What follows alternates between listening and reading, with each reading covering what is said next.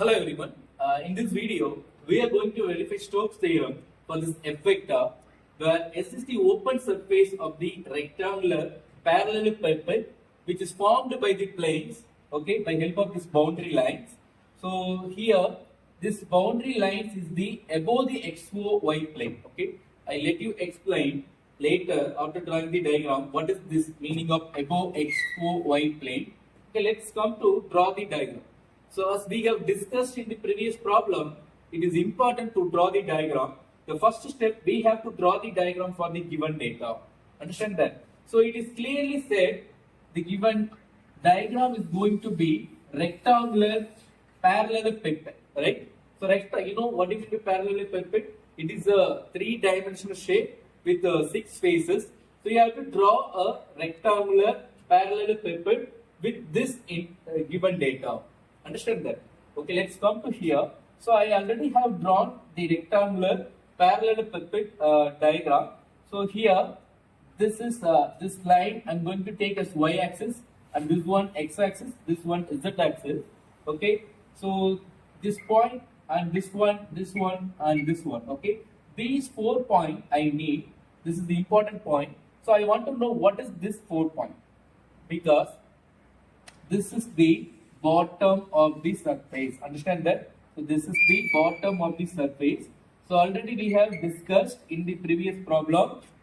So the given information, that is the given data, the open surface, S is the open surface which is above the XOY plane, which means this is XOY.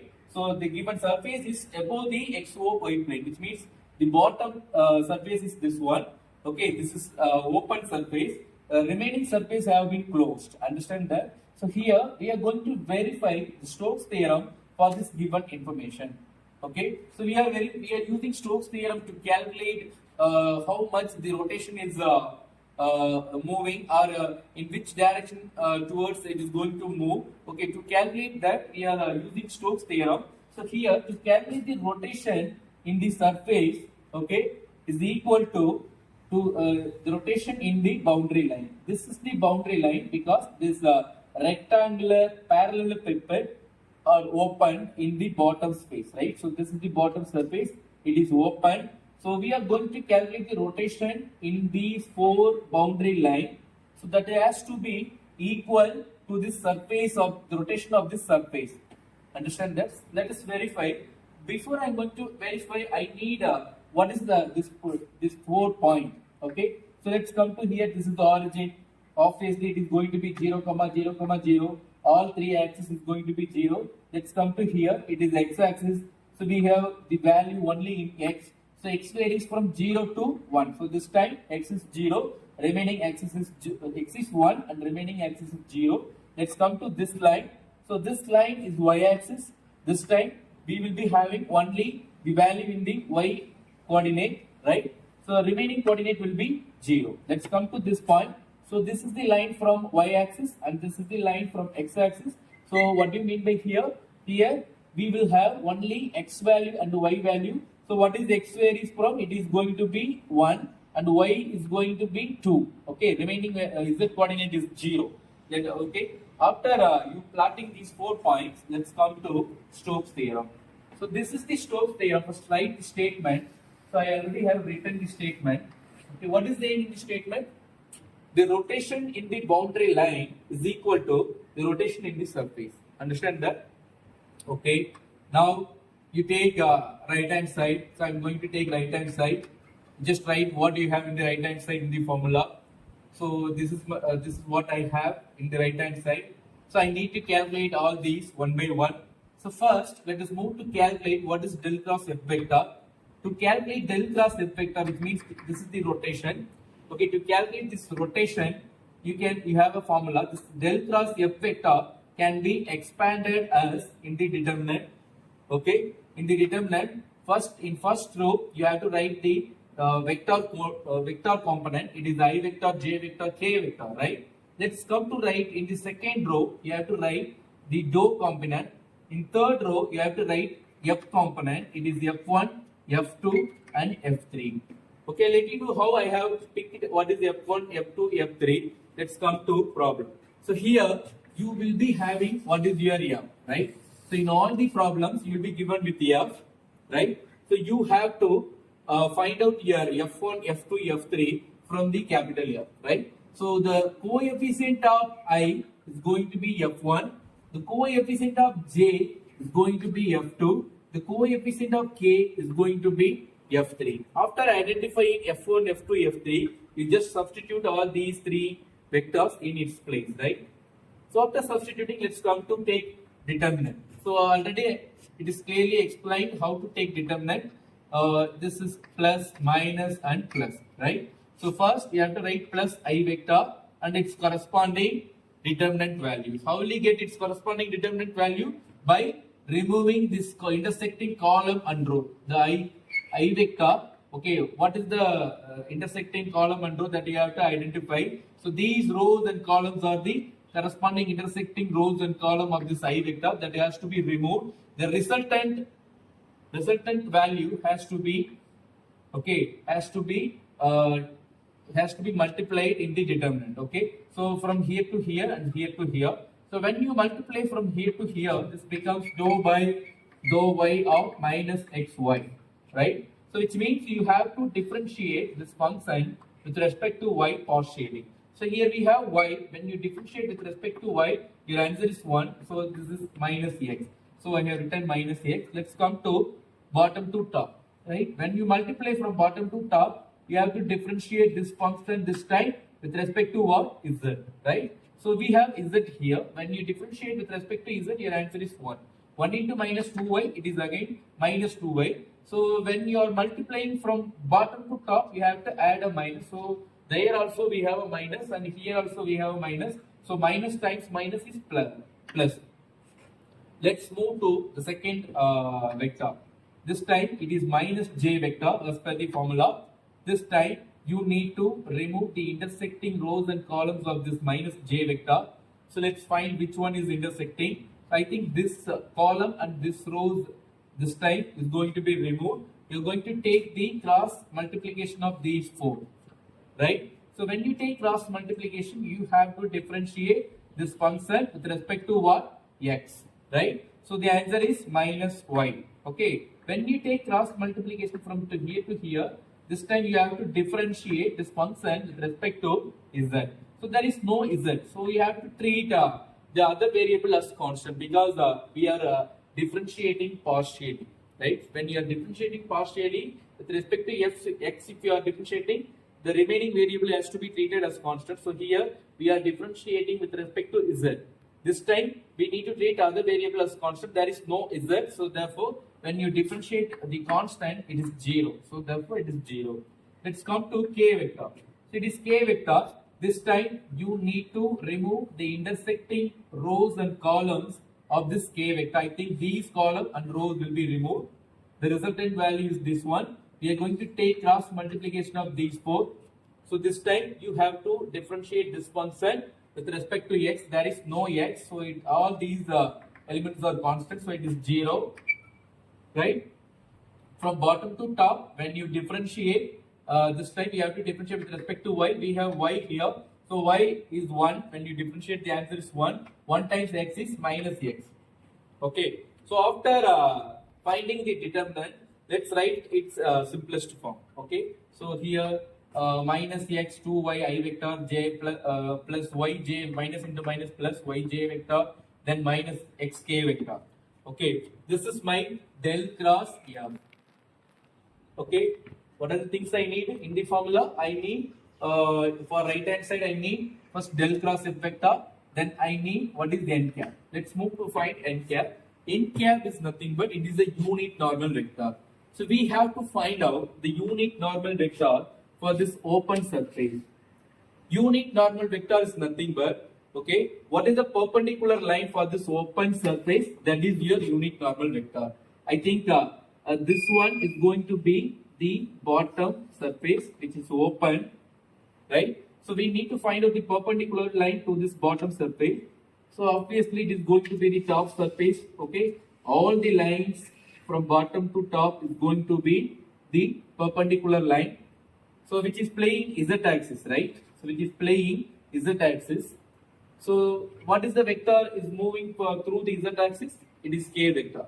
So wherever you take a line from bottom to top, it is going to play as perpendicular line. So all these lines are going to be called as k vector, right? Because k vector is passing through the z-axis, I vector is passing through the x-axis, and j vector is passing through the y-axis.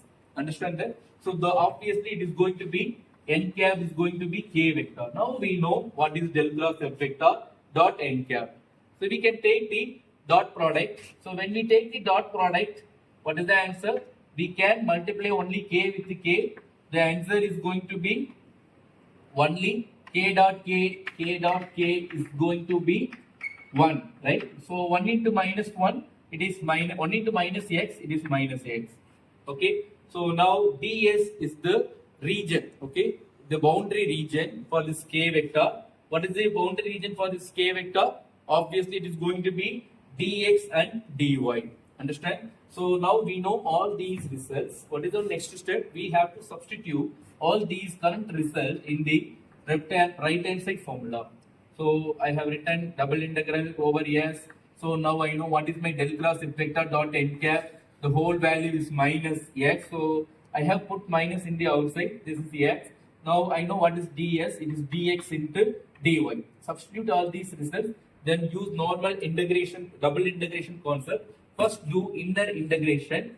Then do outer integration. So inner integration is with respect to x. So you have to integrate this constant with respect to x first. So when you integrate, it becomes x squared divided by 2, where you can substitute your x limit. After substituting, you will get 1 by 2, minus 1 by 2. Now let's move to integrate dy.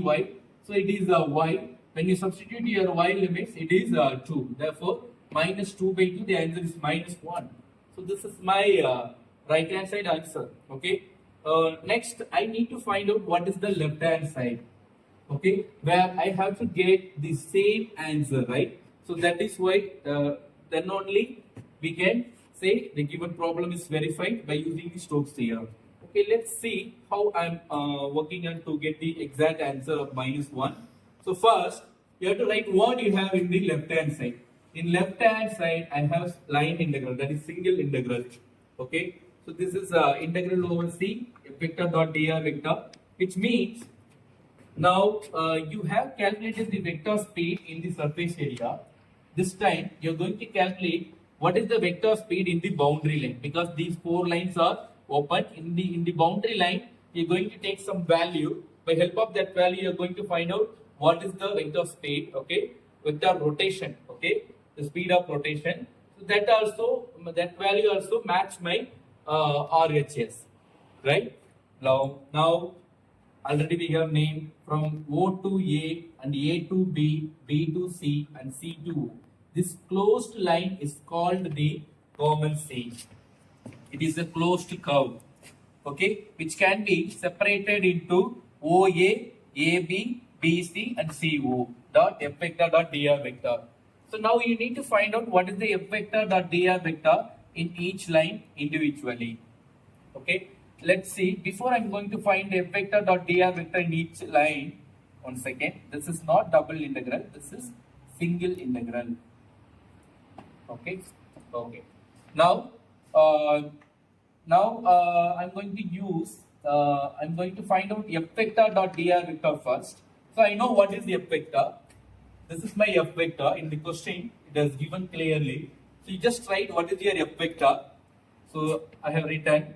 Then dot product, then let's come to write dr vector, right? So here the dr vector can be written as per the vector you have in the f vector. Suppose if you have I vector and only I vector and j vector, then you have to write your dr vector dx I vector plus dy j vector. If you have only I vector, your dr vector is also dx I vector. If you have 3 vector, that means I vector, j vector, k vector, then you have to write the dx I vector plus dy j vector plus dz k vector. Okay, according to your vector component in the capital F vector, you have to write your dr vector. Okay, it's been clearly said in the previous problem also. Now after taking dot product of these two, it becomes xy dx minus dx z dy minus xy dz. Okay, this is my f vector dot dr vector. Now I know what is f vector dot dr vector. So I want to check what is f vector dot dr vector in each line. First, let's go to along OA. Okay, which means when you walk along OA, from O to A, you have to find out what is x varies from, then y varies from, z varies from. From O to A, x varies from 0 to 1. From O to A, y varies from 0 to 0. And z varies from 0 to 0. You just write what are the boundary lines for x, y, z in O to A. You just write here. X varies from 0 to 1. Y is equal to 0 to 0 means you can write simply y is equal to 0. If z is also varies from 0 to 0, it is z is equal to 0. Okay. Now if y is equal to 0, then dy is also 0. Similarly for dz also 0. Now this is our current result. We have to substitute this current result in our f vector dot dr vector for along OA. Now let's come to along OA, f vector dot dr vector. So what are the things you have here that has to be substituted in the f vector dot dr vector? So dy is 0, dz is 0. Obviously, this one is going to be 0 and this one is going to be 0. Let's come to here. Here we have y is equal to 0. So we have y. So y, x, dx, all these are in multiplication. So if y is 0 means the entire term will be 0. Therefore, along OA, the entire answer is 0. Let's come to along AB. This time you have to measure what is the x varies from, y varies from, and z varies from A to B. This time x varies from 1 to 1, z varies from 0 to 2, sorry, y varies from 0 to 2, and z varies from 0 to 0. You just write what are the information you collected from the diagram here. So x varies from 1 to 1 means can be written as simply x equal to 1. Y varies from 0 to 2 and z varies from z 0 to 0, it is z equal to 0. If x equal to 1 means it is constant. When you differentiate with respect to 1, it is 0. Similarly for dz is also 0. This time you have to substitute all these results in your f dot dr vector for AB. Let's come to f dot dr vector. This time what are the values are 0, dz is 0. So the last value again 0. This time dy is not 0 but dx is 0. Let's come to here. Here we have x z. Let's go to there z is 0. So all these are in multiplication. Therefore the entire value is 0. Let's come to along BC. So from the diagram, in the same way, you have to collect the x, y, z variation. That means the boundary lines. So from B to C, x varies from 1 to 0, y varies from 2 to 2, z varies from 0 to 0. So just write the collected information here. Now along BC, x varies from 1 to 0, y varies from 2 to 2. It can be simply written as y is equal to 2 and z is equal to 0, right? So after writing all these information, you just find out these information also. So I need these two also because when you differentiate dy with respect to x, then your answer is 0. Similarly for dz is 0. So now I need what is the f vector dot dr vector in the line BC. So let's go to BC, sorry, f vector dot dr, where we have to substitute our current result. This time dz 0, dy 0. Let's come to dx. There is no any 0 value in dx. So in dx, we have y value. What is y there? It is 2. You just substitute y value, which is 2. Then it is 2x into dx. Which means you have to write only x limit. X varies from 1 to 0. So after simplification, this is minus 2 by 2. It is minus 1. Right? Okay, let's come to CO. Along CO, which means from this point to this point, that is the line. Okay, you have to collect the variation of x, y, z from C to O. So x varies from 0 to 0, y varies from 2 to 0, and z varies from 0 to 0. Again, you have to write all the collected information here, then find out dx equal to 0 means dx is equal to 0, z is equal to 0 means then dz is also 0. Now let's come to find f vector dot dr vector in CO, right? So which means we have to substitute all these results in the f vector dot dr vector. So what are the values of 0? dz 0, this one the whole value will be 0. This time dx is 0, the whole value will be 0. Here z is 0, again the whole value will be 0. Therefore, this answer is 0. Now we have found all these answers for individual lines, right? So what is our final step? We need to find the rotation in the boundary line. To calculate that, we have separated the boundary line into 4 lines. So we have calculated the rotation in 4 lines separately. So that answer has to be added at the end. Now in boundary line 1, our answer is 0. There is no rotation. In boundary line 2, our answer is 0. So no, that means in boundary line 1, there is. So now we have to add all these results in the common line, which means already we have separated this closed curve into OA, AB, BC, CO. So already we have got the values of along OA, AB, BC, and CO separately. So I'm going to add these 4 lines. So in along OA we got 0, along AB we got 0, along BC we got -1, and CO also we got 0. When we add all these 4 lines, it is -1. That is our expected answer, because in right hand side we have got -1. In left hand side we have to have -1. Okay, we have now we have got the -1 here in the left hand side also. Therefore, left hand side is equal to right hand side. Let's verify the Stokes theorem for this f vector, right? So okay, this is the way how to verify the Stokes theorem for any vector. If you have any doubt on solving this problem, you can text me in the comment box. Okay, I will be ready to answer at any time. Thank you so much.